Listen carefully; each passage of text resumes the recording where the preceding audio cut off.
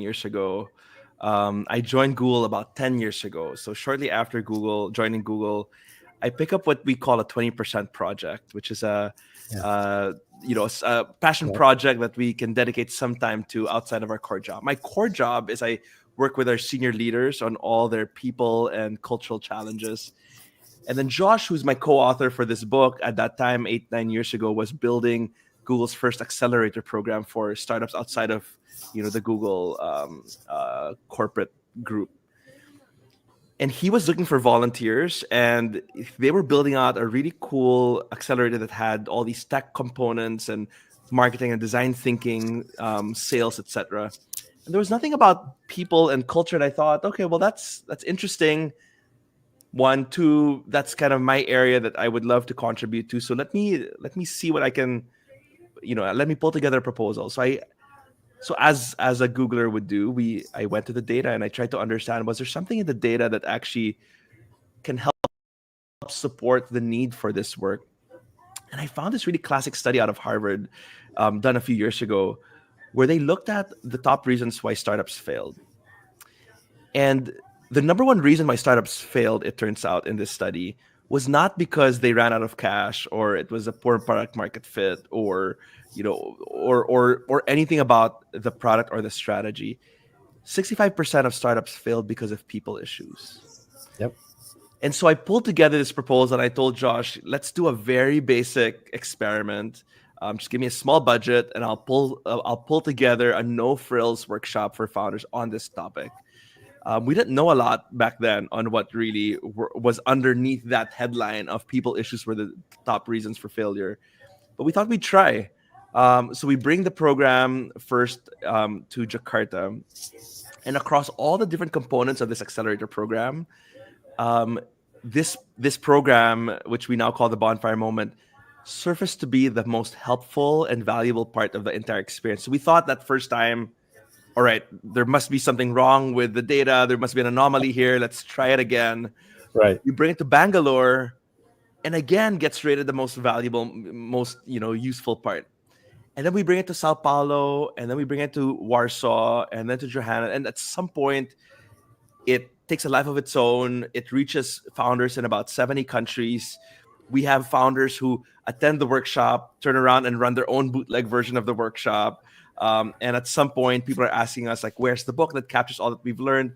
We, over time, because we collect data on these founders through a very classic 360-degree feedback survey, Right. where you invite your co-founders, your board members, your employees to give feedback. Like, we were sitting on like a gold mine, a treasure trove of data. And so about 2.5, almost 3 years ago, we write up a report based on that data just to show what we've learned in running this. We posted on Google's blog, and it gets a lot of attention. Forbes picks it up, and at some point we're signing a contract to do a book deal, which then becomes the Bonfire Moment. So that's a bit of the backstory. So, I mean, I think that's fascinating that it took a life of its own, and you got really good data on what were the cause of those failures, and and more than just the headline, right? Yeah. What are some of the things that what are those behaviors, or what are those things that cause when we talk about people? What are those moments? What are those things? Okay. So let me tell you the number. Tell me stories. Tell me stories. Yeah. The number one cause of failure, right, is co-founder conflict. That is by far the number one. And you might ask, okay, well, so then they just need to get along well together, right? Like, that's the solution. Well, no, not quite. It's a little bit more complicated than that. It starts with the fact that we know that most startups will have co-founders. The journey is treacherous. You need to go. It's hard to go alone. And those that do, the majority of startups that do have co-founders, a big majority of them will also co-found with people who were first friends and family. It's the most expedient thing to do. You have, and we know from the data as well that is the most unstable form of partnership. The most unstable are friends and family. More stable than that are people who are acquaintances first, and so they find themselves through like an interview process, or they meet each other in the process of building the startup. And then the most stable are folks who start the company who were previously coworkers. And and the reason for why this is the case is when you think about co-founding with friends and family, those are actually very expensive relationships. Yeah. You not only have a professional relationship, but on top of that, you have this personal relationship. So if it comes to a point where you need to put your relationship on the line for the sake of the business, well, guess what happens? We try to avoid those tough conversations. We try to sweep it under the rug, and that's why a lot of these small kind of a death by a thousand paper cuts happens with these kinds of partnerships. And mind you, like when I share this with folks, they think, "Oh, so I should just quit now," because a lot of people, as I mentioned, did co-found sometimes with a spouse or Yeah. a best friend, and the answer is not to quit because that will basically you're doomed to fail. The answer is you need to work doubly hard. And a lot of founder, and this is why, by the way, like this workshop, this very simple workshop caught on fire. Like I not I didn't intend the pun, but the reason why it got really popular was not because there was anything sophisticated about it. It's because people just, when they go into the work of founding a startup, they obsess over the product and they never think about the human factor. And when you give them a time and space to think about it with just some light framework and some process to do it, they really find it valuable. Mm. So that's the number one. It's co-founder conflict. And it's all the and then it's splitting equity 50-50, which is, or 30, or, one third, one third, one third. That we know is also a formula for disaster because, equity splits imply a split in effort and contribution, and it's always never going to be equal. Yeah. And then you have these kind of these feelings of unfairness that that brew, and over time gets bigger and bigger. Yeah. That's the number one deal, right? Yeah. That makes sense to me. I mean, I got really lucky in my first business because my partner was somebody I'd worked with for years, and we had a mutual respect and we had a mutual understanding of each other and who we were, strengths and weaknesses. And that was a 50-50 partnership, but I feel like we both put in that 50-50 effort. But I could see where it would have been really messy if that had been a brother or a sister or a cousin or somebody else. And I could see where that would have, because there were moments where we had to put, I think you put it really well, where we had to put the relationship on the line, right? Yeah. To make it. And that would have been tough if it had been somebody with a different kind of, that makes sense to me. And in some ways the prior working relationship also sets a baseline of what level of professionalism you bring into the work, right? And you've seen each other in their work ethic and their skill sets. And so I think, and so when people ask me, how do I find a coworker, a co-founder, that's always the first place I tell them, look for people you've worked with that are brilliant. And by the way, if you don't have anyone of that profile, try to work with a potential co-founder before you actually sign the paper, Yeah. Bring them into the business. Right. Maybe as a consultant, as a fractional, Yeah. Work on a project together and see. What do you mean by bonfire moment? What is a bonfire moment? So it's a play on this idea that the life of an entrepreneur, oftentimes it feels like you're in the fire. There's this intensity of the work, these impossible goals, tight constraints. And the bonfire moment is the workshop that we had run all around the world that we distilled into actually part 2 of the book. Part 1 talks about all the patterns we've seen that cause these startups to fail, and part 2 basically open sources this workshop. And so we call it the bonfire moment because it's a chance for a team to step out of that fire for just a day, to examine the fire together, to bandage up relational wounds, to get back in touch with the mission and prepare, for that next push. And so it's a moment we invite people to spend and to slow down for a day and do this. Now, we were very mindful to not call it a campfire moment. This isn't the warm and fuzzies. It's not, s'mores and hot choco around with the blankets, right? It's actually a fairly uncomfortable, very much a let's confront the challenges that we are not putting voice to. It's let's face some of the hard truths about our business together and about how we show up together. And people leave feeling relief, feeling more connected, more aligned with the mission. And sometimes people leave realizing that they can't work this out and they walk away. In which case it's also a win because it's also Yeah, efficient on people's time and capital, right? yeah. No, that's a win sometimes when people Yeah.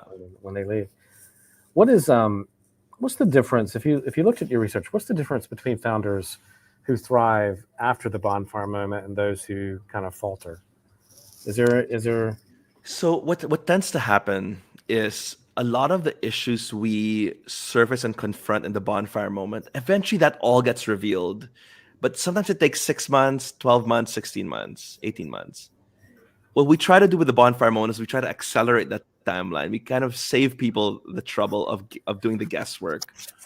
Rhett, if you and I started a company today, it will maybe take a while for me to discover that you have certain work habits that I don't quite care about. We'll usually give each other, we'll give each other some, with a lot of goodwill, some space to kind of operate the way you would. And it will take like maybe a customer deciding not to work with us or an employee leaving us for us to really start confronting like what's wrong with how we build this company. And so the bonfire moment is meant to really serve as that early on and faster. And with that, like it helps, it gives you the chance to solve them or to preempt them. Part of what we talk about in the book is that we all have a theory of success. We all have a sense of what it takes to succeed. If I did A, I'll get B. And the bonfire moment is a chance for people to just check and verify, like, is my theory of success putting us on the right track, or is it part of the derailer of this? If you don't mind, a quick story, like one of the please. favorite stories I tell in the book. Actually, if I know we have video on here, so I have this picture right by my desk. It's actually an image of surgery being done in the 1800s. Wow. What's interesting about this picture is you have surgeons during that time wearing the clothes that they presumably are wearing on the way to the hospital, probably on a horse, as they would during that time. They would come in their outer garments. They walk into the surgical theater, and it was a theater because there were people who would then spectate and watch what was going on. And if a bandage fell to the floor as they were trying to suture or bandage them up, they'll just pick it back up and reuse them. At the end of it, they will take the needles that they use to stitch people up and put it on their lapels. And the bloodstains were part of the badge of pride. During that time, the death rate of a surgery was so high that you had to prepay for the surgery before the surgery started. Just to make sure, because we knew that most likely you would die. And during this time, these surgeons were trying to create more sophisticated solutions, protocols, tools to improve the success rate of their surgeries. Well, it took someone outside of that field by the name of Pasteur, who discovers the germ theory, and he discovers that no, it's not all these fanciful theories of like dead air, as they used to kind of believe that there was something in the air that kind of brought the disease, but it's actually these invisible bacteria and virus, that these germs that actually cause the infection. Right. And what you need is something a lot simpler than sophisticated surgical tools and protocols. Really, what you need is to wash your hands, to change out of your outer garments, to be sanitary, to create a sanitary space. So whenever I invite founders to really consider what's going on in their business, I ask them, what is that germ theory that you're missing out on? What is that theory of success that you need to really question and open your eyes to? I mean, that's what we try to do in the bonfire moment. Yeah, that's such a great story, and it makes so much sense to me. I mean, that connects with me in many levels. What are some of the traits you've seen, and you've talked to now thousands of entrepreneurs through this work? What are the traits of somebody that is going to be successful? Like when you talk to somebody or you assess this, there have to be some commonalities that you see, sort of, or threads that you see through an entrepreneur that you know will be successful. Yeah. Maybe not in the first one, but at some point, you know, that person's got what it takes to be Yeah. successful. So we've investigated this question quite a bit, and we've put not just the best founders under a microscope, but also the least effective founders under a microscope.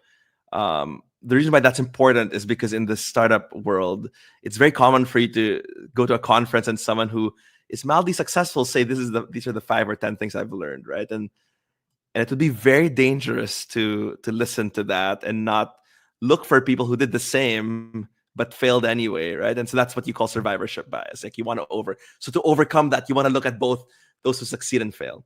So we've done this work, and we've put both populations under a microscope, and we asked ourselves, well, what's different between these two groups?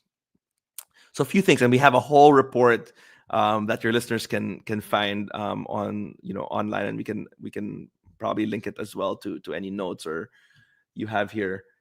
So a few things. One, the number one thing that really predicted effectiveness among these founders is what we started to call this leadership strategy where you treat people like volunteers. It's this idea that if you start with the premise that good people have options and good people can walk out the door at any moment, then you will think very differently about how you built your team. And the really effective founders don't just have a pitch deck, but they understand the individual goals and needs of people, and they frame the work in a way that feels like they're achieving the individual's goals and not just the company's goals. I'll give you a good example. One of these founders who goes on to become, I didn't join him obviously, but he goes on to become, one of the earliest unicorns in Southeast Asia. He meets me at the ground floor of then the Google building, and he treats me to lunch. He asks like, "Hey, I want to just consult you on some of the people challenges I see in my company." And I remember he brings out this brown envelope with cash. I'm like, who are you? Like, you must be so loaded. He treats me to noodles, and we sit down, and we initially we talk about his business, and at some point it turns out to be a pitch to kind of get me to become his head of people operations. And I remember he said something that really stayed me for for many days, and it I was so close to actually joining him. He said that, Martin, you could be a spectator at Google, or you could come with me and you could be the next Laszlo Bach of Asia. And Laszlo Bach, for Wow. those of you who don't know, was the guy who actually built people operations at Google, and he's known in the industry as a pioneer. That stayed with me for a very long time. But that is such a good example of treating people like volunteers. It's the reason why we say treat people like volunteers. I don't mean pay them like volunteers, though I know a lot of startups do that. But assume that you can't pay them. How will you get them to join you? And nonprofits are actually a great place to learn leadership, because you need to inspire people to put in their effort purely on the basis of your mission. Yeah. So that's the first one. Maybe I'll talk about 2 other quick ones. The second one is effective founders know how to protect the team from distractions. We know that CEOs are very distracted individuals. It's part of the gig that you are in front of investors and customers constantly, and you need to see what the next 5 years of the company will look like. Your CTO has to deal with that vision, but also need to deal with delivering on the product. And so in some ways, the CEO and the CTO are on different time scales. The CEO needs to think about future potential. The CTO needs to reduce technical debt. And so we know that the most effective founders understand, and the CEOs especially understand, that they need to be careful about what the Stanford professor Bob Sutton calls executive magnification, which is when you are in a position of power, things that you say, the 9 out of 10 times where you're well rested, you've eaten, and you're thinking straight, you will say the right thing. That 1 out of 10 times when you're stressed, you're feeling self-doubt, you're hungry, you're sleep deprived, and you make that throwaway comment, you think, well, what if we did X? Or you say something off, that almost becomes the defining factor of your leadership, and that echoes with much more reverberation through the organization because you have that power. And so protecting people from distractions is such an important feature. Yeah, not that. Yeah, that's so true. What was the third? You Yeah. had another story. So the Another. last one I want to say is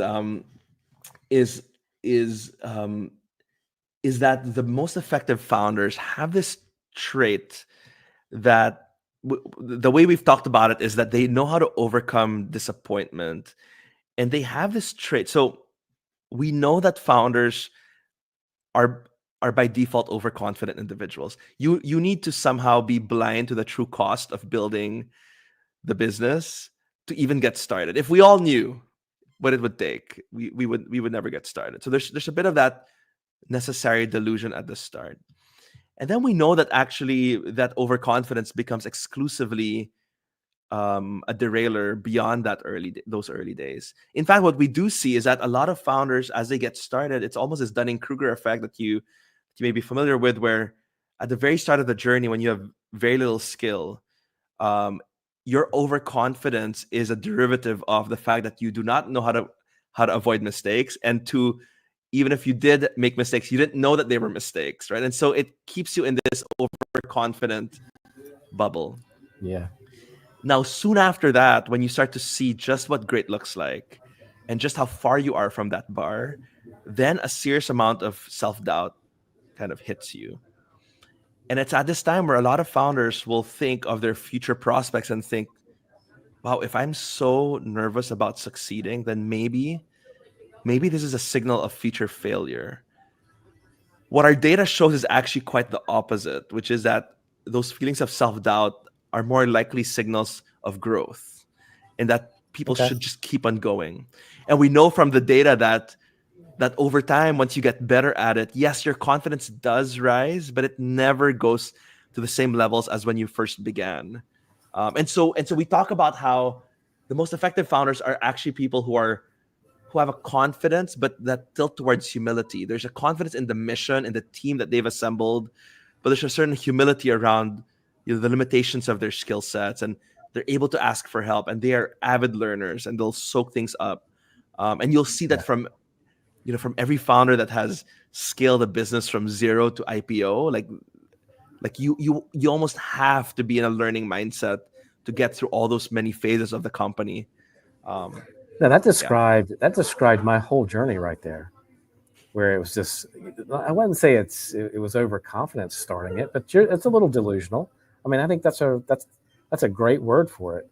I mean, you have to yeah, have this uber belief that you can do this incredible thing, right? And yeah, and then to grow it from 1 million to 5 million to 10 million to 20 million to 50 million, like yeah, there are these stages that I remember going through where I remember in year 5 or 6 or 7, it hit me one day. The things that there was just this calmness that I had, and it was confidence, but it was calm, and hmm problems, things that bothered me early on, didn't bother me at that point. I knew you could solve that problem. I knew you could solve any problem, yeah, but there was also this awareness that you know there were so many other factors that contributed to the success of it, right? yeah, The external factors, the economy, the Toys yeah, R Us, our biggest customer before we sold it. Um, 5 years later, they're out of business, and so, you know, all kinds of things could have affected it. So I think yeah, it's interesting what you're talking about here. yeah. There's got to be a story, one more story, and then we have to wrap up. But maybe you were at a conference or a meeting, or somebody wrote you a letter or an email saying they read this book, they went through this process, and it changed the outcome of their business. So I mean, you must have gotten some stories that really stick So out of you. yeah, so a ton of stories, and we capture many of them in the book. My favorite one, and this I should say is by far the highest praise I've ever received for this work. So I think we call him Ram in the book. A lot of our stories, by the way, because we talk about the most painful parts of the journey, we're forced to really anonymize. Otherwise, we ruin people's reputations along the way. So we'll call him Ram. And Ram, I meet him in Singapore, and he's a solo founder, and he's building a startup And part of the workshop is we do this feedback survey, and he gets the most painful feedback. Stuff like you're selfish. Mm. Stop talking down on the junior interns. Listen to what other people have to say. Really rough feedback. Probably the lowest ranking individual in our data set as well. He goes through this whole process, and it's a big awakening for him. He had never received such harsh feedback and such clear feedback about how he's leading things. And I so and I know that he goes through the whole process. He's one of 30 people or so. And so we have a few interactions. I sit down with him on his feedback. I see that he's in pain about it, but then we move on and we wrap up the whole workshop. So I see him a few months later, and he excitedly invites me to his space, and it's this part of Singapore where I go in. It's like people are on plastic chair, like very like it's really like a very early operation, very bootstrapped operation. And he introduced me to the team, and then under his breath he pulls me aside and he says, Martin, they have you to thank. I'm less of an asshole these days. And I thought, that is the best compliment I have ever received for this work. But I think a lot of this work is really helping people reassess and think about, their theory of success. Yeah. Well, it's important. It's important work, and we're going way long here, but I do have one more question. Yeah. There's a lot of, and this just comes out of curiosity, your take on this, but mental health and stress management are really growing concerns for founders. Yeah. Are there any strategies from the book or the research that sort of help founders, maintain that well-being? Because it is, it's something that I remember as a early on founder. I ate horribly. I didn't work out. I didn't do the hobbies that Yeah. things that made me and made me happy. Yeah. My relationships were probably terrible if you go back and ask the people around me. Um, it, it, what can we do better there? Yeah. Because we do that pretty poorly when we Yeah. start out. And there's a certain intensity in even the personality style type of founders that lends itself to all these problems. And we know that to be true. And we write this in the book, where the likelihood of this population of entrepreneurs to you know to indulge more in alcoholism, it's a lot higher. Drug abuse, a lot higher. Hospitalization due to mental health issues, a lot higher. Suicidal attempts, a lot higher for this population. So you're absolutely right. So I am not a Yeah, psychiatrist or yeah, a no, psychologist, but the one thing we do in the workshop, which, because this is a big part, and a big part of what I think puts founders in a very special space to be subject to this, is the startup ecosystem is, you can describe the culture in the startup ecosystem as one of a brag culture.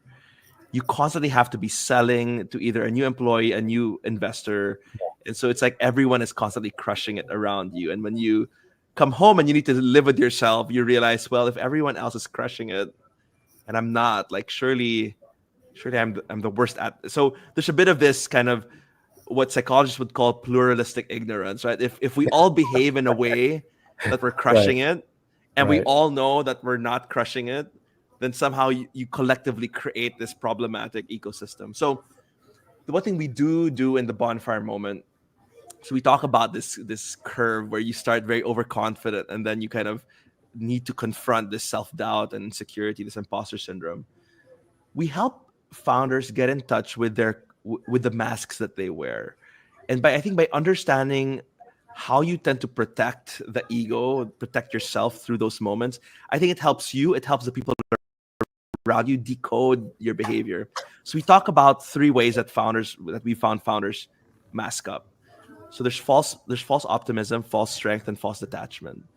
False optimism is where you react to a difficult moment by showing extra positivity, almost papering over the issues, telling people we will succeed because we always do.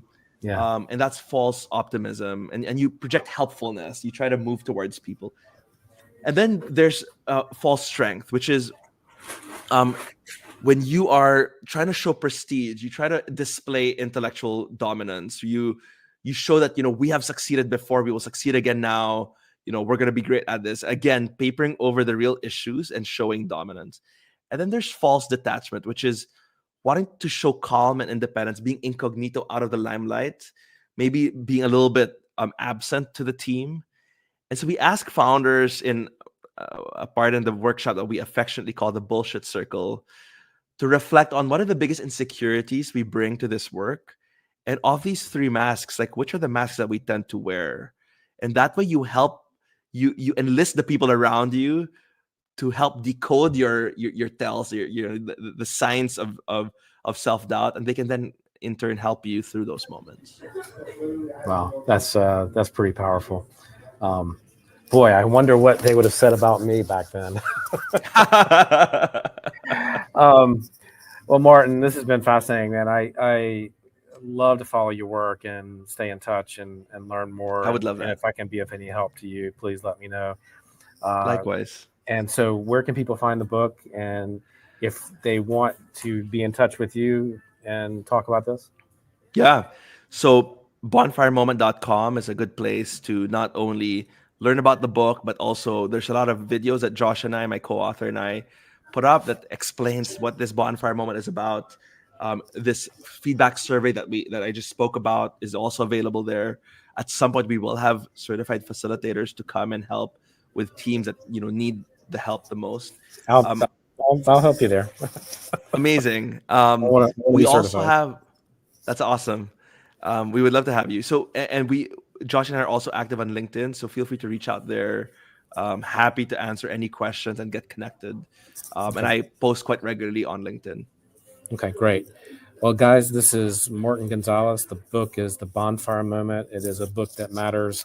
If you're an entrepreneur or a leader, this is something you should pick up, because I think it will really, having done 6 startups now, this is, I think if you did this, if you went through this process, you're going to learn a lot. And 360 feedback is not fun, but boy, can it really, can really help.